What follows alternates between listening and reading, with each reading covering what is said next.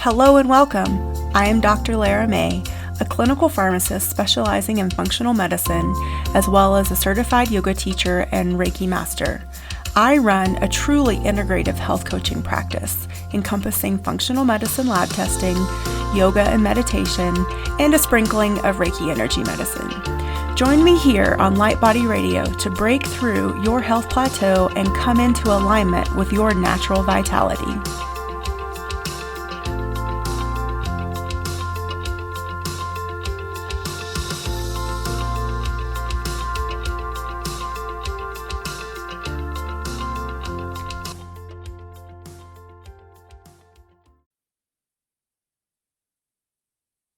Hello and welcome to Light Body Radio. I'm your host, Dr. Lara May, and today on this Wellness Illuminated episode, we are going to be talking about toxins, heavy metals, and our detox pathways, how to protect your health. And so I feel like detoxing gets a fair amount of airtime, especially on this show. I offer year-round detox packages, seasonal detox packages, and you can sign up for that in the membership. It's a quarterly membership where you, at the change of every season, we send out a new detox protocol. But I wanted to dive deeper into the nitty-gritty of what you're actually detoxing and how you're getting exposed to it, because you might not realize all of the ways and opportunities that we have to expose ourselves to these nasty little toxins, critters and creatures and all that good stuff. So let's get into it. So we are exposed to toxins every day, from the air that we breathe, the water that we drink, and even the food we eat, unfortunately. But how do these toxins actually affect our body? And what steps can we take to detox safely? So the first aspects of this, as always, is understanding our environmental toxins and heavy metals. So most people don't realize that toxins are everywhere in our environment. They come from air pollution, household cleaning products, plastics, pesticides, anything made of vinyl actually off gases, vinyl compounds, which are toxic to us. So, and even personal care items, a lot of our cosmetics, shampoos, soaps, laundry detergents, cleaning products, all of that stuff, unless you're being very intentional and very cognizant about what's in them, most of the time has some sort of toxic ingredient that really can disrupt our homeostasis and wreak havoc on our systems, and especially over continuous exposure. I mean, just think about like all that good smelling stuff that you put into your laundry. All of that stuff is technically toxic, and they can really interfere with our metabolic systems. So we need to be aware of it and cut it out if possible. If not possible, cut down as little or as much as possible, cut down, and then really help our bodies be able to unload these toxins and substances out of our body. So some of the most common environmental toxins include endocrine disruptors. So these are chemicals found in plastics, pesticides, personal care products that interfere with our hormone balance. And some examples are BPA, phthalates, and parabens. And so if you think about that, again, personal care products and endocrine disruptors, how many of us women and men are dealing with some sort of hormone imbalance, whether it's low T, low estrogen, maybe it's overacting estrogen, depending on, on where you are in the metabolic spectrum. So these chemicals have real life health effects on us that we really need to take seriously and be aware of. So the next aspect of some common toxins are, of course, heavy metals. Lead, mercury, arsenic, cadmium. These all can accumulate in our body from contaminated water, dental fillings, certain fish, and industrial exposure. And they're very serious and can have long-term health effects on our brain, especially, as well as some of our other organs and, again, metabolic function. There's always mold and mycotoxins. So when I said critters, that's what I was referring to, were the mold and mycotoxins. And there can be, I guess this is sort of gross to think about, but parasites as well. But I won't go into parasites that much in this episode, if at all. But mold and mycotoxins are a real thing because they're found in water damaged buildings, or even, if you have a bathroom that you're always battling mildew or mold in, most likely that you're breathing in some mold and mildew and mycotoxin byproducts, and that's not good. And so certain foods like grains, coffee, and peanuts can also have mold mycotoxins in them. And these can lead to chronic inflammatory responses in the body. And then, of course, the pesticides and herbicides, which are common in non-organic produce. These chemicals have been linked to various health conditions, including neurological disorders and cancer. Glyphosate, I'm sure, is the one that everyone is most familiar with. But essentially, if you are buying anything that's not organic, you have to know that it has been sprayed and treated with a pesticide, with an herbicide, with their own hormone disruptors. My first job out of undergrad was at a big, huge 15-acre greenhouse in Central Florida. And that's what I did for my job every single day, was spray hormone disruptors on these ornamental plants that we were growing in these big greenhouses. And so it's out there, it's happening. You can't get around it. There's definitely not going to be a way we're going to be able to stop it anytime soon. So we're going to have to learn how to deal with it, and of course avoid as much as we can. But it's really important to know that it's happening and that you are being exposed to these different chemicals. So why does this matter? Of course, toxins and heavy metals can contribute to chronic fatigue, brain fog, hormone imbalances, immune dysfunction, and even autoimmune conditions. And if the body's natural detox pathways are sluggish or in any way, shape, or form inhibited, these toxins accumulate and they lead to long-term health consequences. There's just no doubt about it. There's no getting around it. So conventional medicine often overlooks chronic toxin exposure unless it's an acute poisoning that is suspected. But functional medicine, on the other hand, takes a proactive approach by testing for and addressing these toxicities before it can lead to disease. And at minimum, if you're already experiencing signs and symptoms of any sort of inflammation, then we can test and start to nip it in the bud. This is one of the foundational pieces of testing that I do with all of my clients. I test for nutrient deficiencies, toxicities, and food sensitivities. Those are my 3 core things that everybody gets when they come to see me straight off the bat, because they are so important and they are foundational.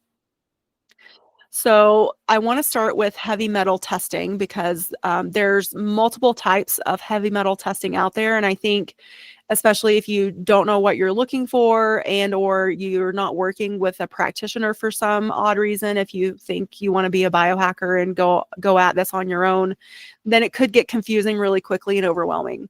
So to test for heavy metals, you can do urine, blood, and hair analysis. And these tests can reveal the presence of metals like mercury, lead, arsenic, cadmium, and so many more. And each type of test provides a little bit different insights. And that's what I want to sort of flesh out a little bit for you now. Blood testing, this measures recent or ongoing exposure to heavy metals.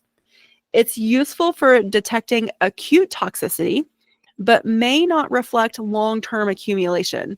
So and I would say most people are in the bucket of long-term accumulation, meaning that we don't have an acute toxicity, meaning like an acute large exposure to something. Most of us aren't aware of it. If we are, then we know to go to the emergency room, and the emergency room is the best place to treat these. So please do not ignore allopathic medicine when it comes to some of this treatment approach as well. However, for most of us, it's going to be more of a long-term accumulation. Again, like, does your house have mold? Is your house full of vinyl that's off-gassing? Are you maybe doing a renovation in your home, and as you're doing the demo, you're exposing yourself to, whatever is coming out of those walls and pipes and electrical and insulation and all that stuff. So be aware that the blood test is good for acute exposure, but maybe not long-term accumulation. Urine testing, evaluates a past and current exposure, especially when used with a chelating agent that pulls stored metals from tissues into circulation or elimination. Sorry. So if you know you've had a current or past exposure of something and you already start a chelating protocol, and chelation just means that you're pulling whatever that toxin is out of the tissues and you're pulling it into the urine and the bloodstream for excretion, then it can be measured in the urine. So again, it can show you what's there, but most of the time, urine testing is really it's best to be done if you're gonna like do it during you start the chelation and then at the end, just to see like you know what you started with, and then you want to retest again when you're done to see if your body's cleared at all. The one that I use is hair analysis. And because this reflects long-term metal exposure, particularly for metals like mercury and arsenic, which accumulate in the hair over time. And it is not perfect. It does, have some drawbacks in terms of you don't get straight up numbers to track, so to speak, but it can show you your chronic exposure trends, and it's less expensive than the other two. So I find that for where I am and what I'm doing in my practice, I do hair analysis. And then there is one more. It's called the provoked urine test. And this involves taking a chelating agent to pull the metals from the tissues for measurement in the urine. And this test is particularly useful for identifying hidden heavy metal burden that standard blood tests may miss. So that one's out there for your investigation as well. Now, there are some environmental toxin panels. And so for mycotoxins, for example, there's a urine mycotoxin test, and this detects mold exposure and mycotoxin levels, which can contribute to inflammation, respiratory issues, and immune dysfunction. So there's that available. You can actually test specifically for glyphosate and pesticides. So these tests measure levels of common agricultural chemicals in the body, which can be impacting your gut health, your hormone balance, and immune function. And then there's the VOCs, the volatile organic compounds. And this identifies exposure to industrial chemicals found in paints, plastics, air fresheners, household cleaning products. These compounds can contribute to neurological symptoms, respiratory irritation, and liver burden. So this test is also available. Again, and all of this is relative to how you're presenting to your practitioner. So what are you showing up to the office or your session having complaints of or looking for solutions to? So you're not going to need all of these. It's going to be very specific to you and what you're concerned with, what you know you've been exposed to, or what you think you might have been exposed to, and really diving deep with your practitioner to flesh some of this out. And then there's a phthalate and paraben testing, and this assesses exposure to hormone disrupting chemicals found, again, in personal care products, plastics, and processed foods. So the second largest detox organ in the body is the liver. The first is our skin. So the liver is the body's primary detoxification organ, though, and it processes and eliminates toxins through two main detoxification pathways. Phase 1 is the activation phase. So enzymes break down into compounds, and these require nutrients like B vitamins, magnesium, and antioxidants to function efficiently. So that's why it's important that we also test for nutrient deficiencies. Don't have the tools, then you're already sort of sidelined with the phase 1 step of detoxification. And then there's phase 2, which we call conjugation. And this is where the liver converts these intermediate compounds into water-soluble form so that they can be excreted, excuse me, through bile, urine, or stool. And this phase requires amino acids like glutathione, glycine, and taurine. And so again, we need to make sure that we're providing your liver and your body with all the tools that it needs to have a healthy detox mechanism. So that's why in almost all detox protocols, you should see something that alludes to NAC, which is N-acetylcysteine, or glutathione. Glutathione is the master antioxidant chemical in the body, and NAC actually helps your liver produce glutathione. So both of those are super important and necessary in order for your liver to be able to actually carry out the detox process.